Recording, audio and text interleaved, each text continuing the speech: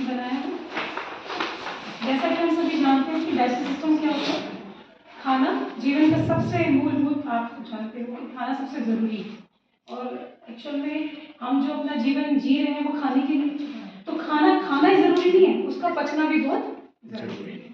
तो आज हम इस डाइजेस्टिव सिस्टम के थ्रू ये जानेंगे कि डाइजेशन हमारे जीवन में क्यों ज़रूरी है और कौन कौन से अंग हैं जो इस डाइजेशन इसमें हेल्प करते हैं और इसका तरीका कैसे होता है, प्रोसेस क्या होता है डाइजेशन का, ये आज हम सीखेंगे। तो ये हमारा ऑब्जेक्टिव है इस चैप्टर में। इंट्रोडक्शन में जब आप स्टार्ट करते हैं तो सबसे पहले आप बच्चे से पूछेंगे कि आप खाना कहाँ से खाते हैं, तो बच्चा बताएगा कि आप खाना मुंह से। तो इसका मतलब सबसे पहला अंग क्या है खाने का, फिर बच्चे से पूछा जाता है कि मुंह में बताइए क्या क्या चीजें पाई जाती हैं, मुंह में क्या क्या चीजें पाई जाती हैं। जैसे बताएंगे बच्चे बताएंगे कि दांत होते हैं, जीभ होती है, तो आप बताएंगे कि जो दांत होती है वो खाने को तोड़ने का, चीव करने का और ग्राइंड करने का काम करते हैं। तो फिर प्रश्न आता है कि जीभ क्या करती है, तो जीभ जो होती है खाने को सलाइवा के साथ मिक्स करती है जिससे निगलने में आसानी होती है ना। आप बच्चों से कह सकते हो कि जो गर्मी होती है, गर्मियों में जो है खाना जल्दी से निगला नहीं जाता। क्यों नहीं जाता? क्योंकि सलाइवा उस पर कम बनता है। ठीक है, ये हमारा ईसोफेगस है। ईसोफेगस जो है एक मस्कुलर स्ट्रक्चर होता है जिससे खाना मुंह से स्टमक में जाता है।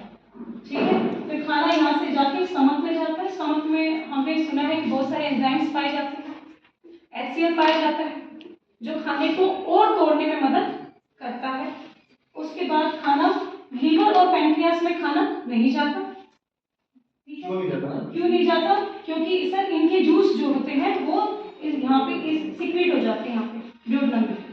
खाना इन दोनों में नहीं जाता, खाना स्टमक से सीधे कहाँ जाता है? स्मॉल इंटेस्टाइन, छोटी आंत में। ठीक है, छोटी आंत में सारा खाना डाइजेस्ट हो जाता है। खाना डाइजेस्ट होने के बाद सबसे जरूरी है उसका अब्जॉर्प्शन होना। तो यहाँ पर क्या होते हैं? दीर्घ होते हैं स्मॉल इंटेस्टाइन में, जिसे विलाई कहते हैं। तो विलाई जो है उस खाने को अब्जॉर्ब कर लेते हैं और वो खाना फिर ब्लड में चला जाता है। तो खाना जो है यहाँ से लेके यहाँ तक खाना पचने का काम होता है, लेकिन जो खून होता है वो खाने को पूरे शरीर में पहुंचाता है। इसके बाद जो खाना पच गया वो खून में चला गया। इसके बाद छोटी आंत से फिर खाना जाता है बड़ी आंत में। तो बड़ी आंत में जो है खाना पचता नहीं है, सिर्फ क्या बचता है? जो वेस्ट मटेरियल रह गया है और पानी। तो जो पानी होता है वो अब्सॉर्ब हो जाता है और खाना जो है वेस्ट प्रोडक्ट होता है वो रेक्टम और एनस के थ्रू बाहर चला जाता है।